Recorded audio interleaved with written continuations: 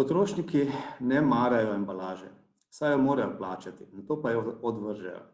Zato imajo običajno pozitiven odnos le do biorazgradljive ali obnovljive embalaže.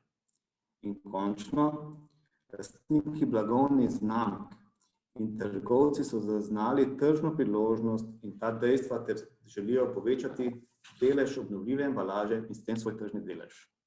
Veliko takšnih programov lahko vidimo že v večjih supermarketih.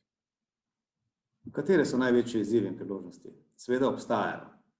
Nova embalaža mora biti koristna, varna, zdrava, varovati mora vsebino, zagotavljati rok trajanja pakiranega proizvoda ter biti cenovno sprejemljiva.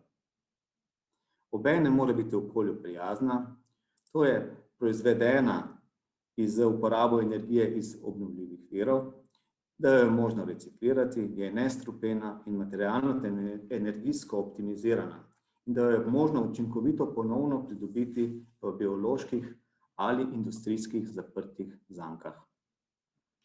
Komisija je že leta 2015 predlagala, da bi bilo potrebno 55% vse plastične embalaže v EU reciklirati.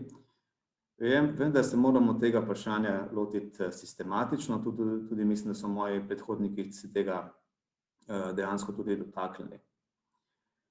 Kako v našem podjetju sledimo želji po uporabi reciklirane plastike? Osnovni impuls pride iz trga, to je končnih potrošnikov. Naš kupec je v našem konkretnem primeru zaznal ključne dejavnike, katere smo že omenili v predstavitvi in se odločil, da bo razvil novo plastenko. Omenjeno bo tudi ustrezno komuniciral, tudi vidimo samo označil na embalaži, kjer je dejansko izpostavljeno, iz katerega materiala je plastenka. V sodelovanju z nami in po uskladitvi vseh njegovih zahtev smo začeli s projektom in na koncu začeli z redno proizvodnjo. V podjetju izvajamo tudi interno reciklažo, to je mletje odpada iz proizvodnje ter ponovno vračanje v proizvodni proces. Vseeno je tega materiala premalo, zato je potrebno na trgu kupiti granulat R5 v tujini. Omenjene produkte smo že razvili in jih kot standardne produkte lahko ponudimo končnim kupcem v Sloveniji ali v tujini.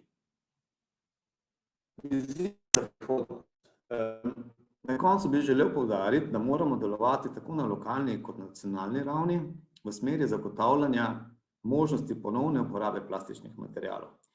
Privabiti čim več slovenskih podjetij, da vključijo v svoje poslovne modele in svoje proizvodne rešitve, ki so že na voljo.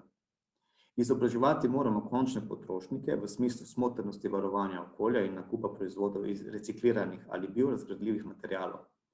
Prav tako bi opozoril, da nas v to sili tudi zakonodaja na ravni EU-ja, posebej še direktiva EU 201/904, ki je bila sprejeta v letu 2019 in predstavlja poseben pravni okvir za učinkovito zmanjšanje negativnega vpliva nekaterih plastičnih proizvodov na okolje, zdravje in gospodarstvo.